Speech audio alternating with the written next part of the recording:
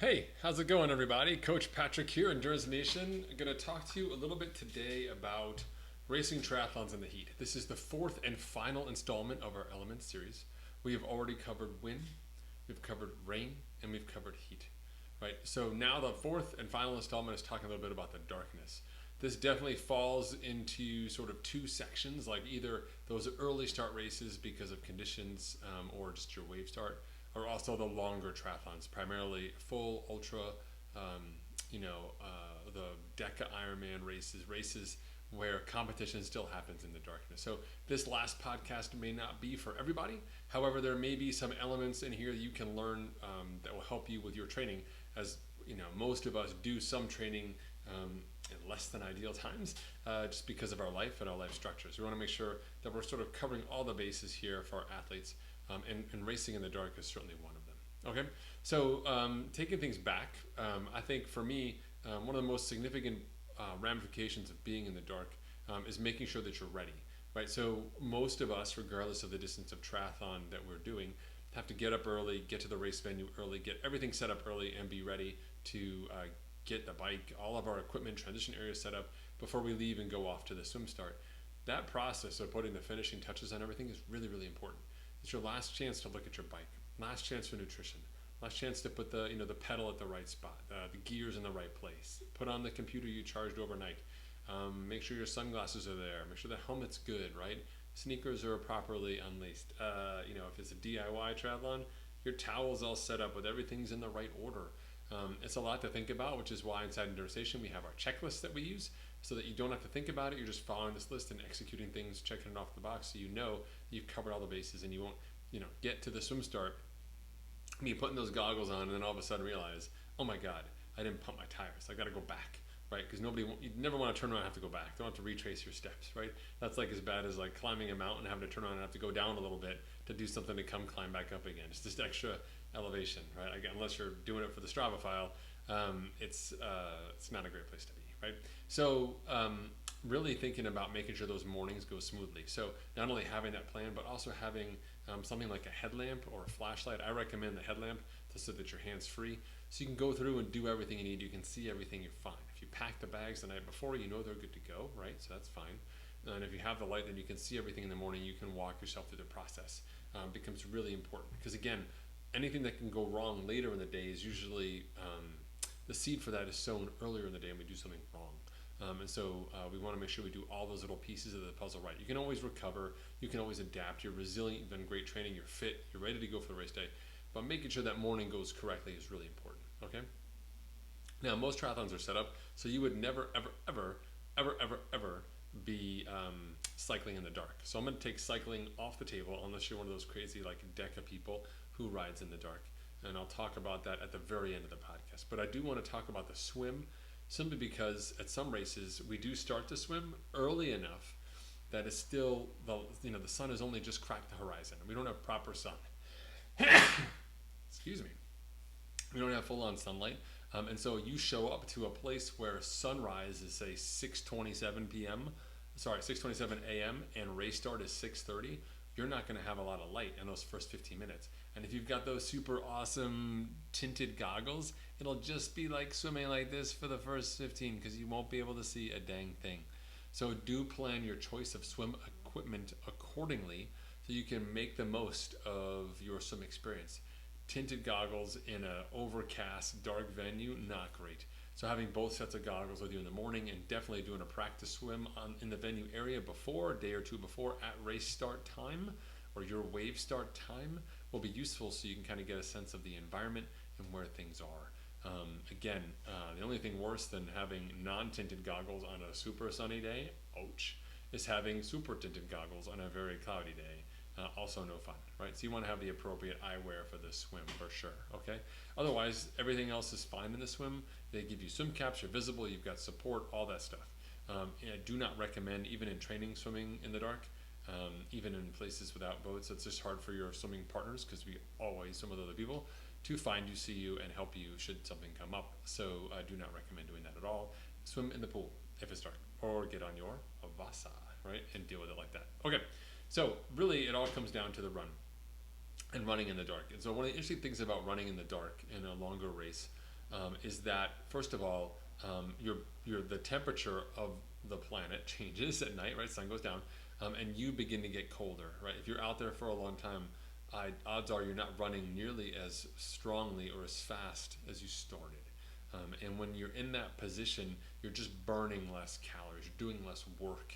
Work creates warmth, warmth creates sweat. We have this nice process during the day. As things slow down and get cooler at night, you don't have that anymore, but your clothes are still wet from before or from dumping water or whatever on your head, and as a result, you're going to get cold pretty quickly. So having dry clothes or like a dry long sleeve or dry tech shirt or something else you can put on in your special needs bag if you know you're going to be out there for a while makes a big difference in keeping you warm. Once you start getting cold, then your body prioritizes keeping you warm over doing other things like giving, sending lots of blood to your brain or sending blood to your quads and your calves and the other things that you insist on still moving. And as a result, it becomes complicated, and we don't need to have that friction if we can take care of it sooner. That makes a big difference, right? If you're racing an event that you know is going to be cold out of the gate, then you know it's going to be super cold at night. So again, having gloves or something, you can even tuck a pair of gloves in your waistband, leave in transition, put them on later. It's fine if you don't have special needs or whatever. But if you know that you're prone to getting cold, that you're super light in terms of the body composition side and you're going to suffer there, the last thing we want to do is just exacerbate the situation by being unprepared. Okay, so something for you to think about. Really, most people kind of freak out about the darkness in terms of being seen. Most races have a requirement that you have some kind of reflective gear on. Almost all of the run gear you would choose, sneakers, hats, shirts, has something reflective on it already. But if you are concerned, you can easily buy a belt. Most race belts, the kind that you attach to race number 2, those are reflective as well. That's pretty easy. Over time, the race may give you a glow-in-the-dark, necklace or loop to carry or a stick as you go forward, just so we can identify you a little bit better. But really what it comes down to is you're doing a lot of movement in the dark and not all of the roads are lit. So you need to make sure you can see. Having contacts, glasses, whatever it is, you need to make sure that you're fine. In the daylight, it's easy, plenty of contrast. Nighttime, not so much, especially if you're bathed under a floodlight now and then you're not in a floodlight later. That really gets difficult. So making sure that you are fully prepared to see where it's at. But to me, the real cost of the darkness and continuing to race in the darkness is twofold. One is that sort of disorientation space, right? So it's very hard to tell how far away things are now because it's getting dusk or it's getting dark. It's very hard to discern progress or movement because you can't really see things moving anymore. You're sort of out there on your own. So you sort of get that lonely feeling, that sense that maybe I'm not moving forward, I'm going backwards, I'm all alone. Sort of have that insecurity around this lack of a general sort of geographic awareness of where you are, right? That can be very challenging. If you can see a sign in the distance and in the daytime you can see it's getting closer and closer and closer, you feel that progress, even though perhaps in the moment you may not feel like you're making progress, right? But you can visibly see that. When you take that away, all of a sudden you're just running and eventually something will pop up, right? So that late in the day, your mind can play tricks on you, and that is a true cost of being in the dark, just sort of not having that space and sort of being a little disoriented. And I think finally, sort of that mental toughness piece really comes into play. Again, it feels like when the sun goes down that the race has ended. It couldn't be further from the truth. Ironmans are 17 hours. Suns can go down as early as 5 in some places, as late as 9 in some places. But regardless, you're going to have several hours, a good portion of the race that is in the dark. And continuing to move is still part of the competitive act of racing. And the faster you move, the sooner you get to the finish line. So we want to always still be moving. And for me, I think the mental toughness piece comes into play.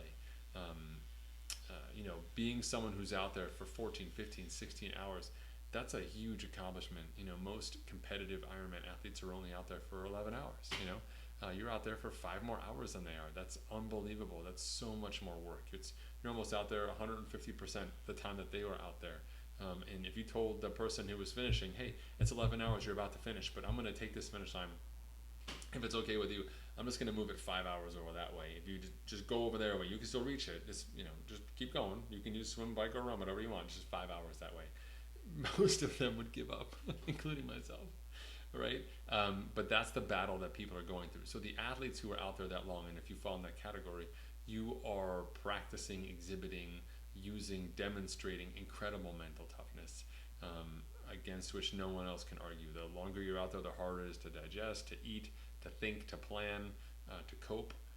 And so, some of these long training sessions are critical to prepare you for that. And inside Endurance Nation, with our 4 keys of race execution, we talk a great deal about your one thing. Sort of what's the thing that keeps you going when your body pushes back, when your brain pushes back, when your knee pushes back.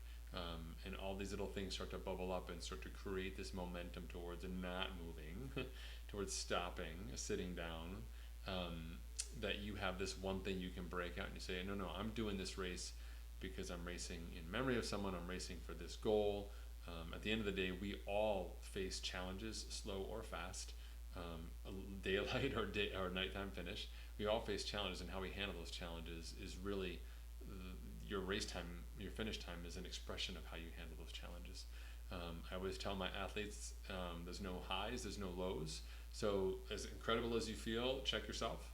And as low as you feel, don't worry about it. It's not going to last for very long. You're probably like, you need a gel, need to refocus again. This feeling of euphoria or despair will not last forever. We need to move on to the next thing so we can continue solving these problems and get ready for race day.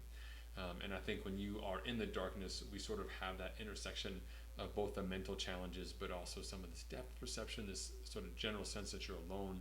And it's, hitting the lights at night is a once-in-a-lifetime experience at a finish line. You're going to have a chance to explore that. But until you get there, there's still plenty of decisions to make. It starts in the morning. It starts with a great race plan. It starts with practicing and rehearsing that mental toughness. It continues with having the right gear selection and making the right choices across the course of the day in terms of gear, in terms of nutrition, so you can keep going and so you can make it to that finish line. Racing in the dark is sort of like, triathlon at the next level. It's like adding a 4th discipline. And those of you who are in that space are just incredible athletes, and I salute you for getting through it and working through it and achieving it despite all the additional challenges that come with racing in the dark. And hopefully we'll get you fast enough that you won't be there in the dark next time, but who knows, right? Whatever it is, understand that racing in the dark has both challenges with it, but also real decisions that need to be made to keep you safe and keep you moving forward. If you fall in that category, it's worth spending some time talking to another athlete like we can do inside here on the team to learn more about how to solve the problem with darkness, how to solve darkness at your particular venue, and all that stuff that goes on top of your normal research, so you can learn more about what it means to be successful in that space with your fitness on that day. Which at the end of the day, it's all that matters. I want to thank you so much for tuning into our Elements series for triathletes. Again, to recap, we have covered wind, we have covered rain, we have covered heat, and now we've covered darkness. You can find all of these podcasts available on our podcast channel at endurancestation.us/podcast. Video is also on our YouTube channel at youtube.com/EnduranceNation. If you've got questions for us or want to reach out, head over to Facebook, look up Endurance Nation there, ask us questions, check us out on our website at endurancestation.us. We're always around, happy to help you out, answer your questions, get you on track with your training, and make sure your next race day is as successful as you deserve. See you guys at the races. I'll be over here. I think I need some more coffee.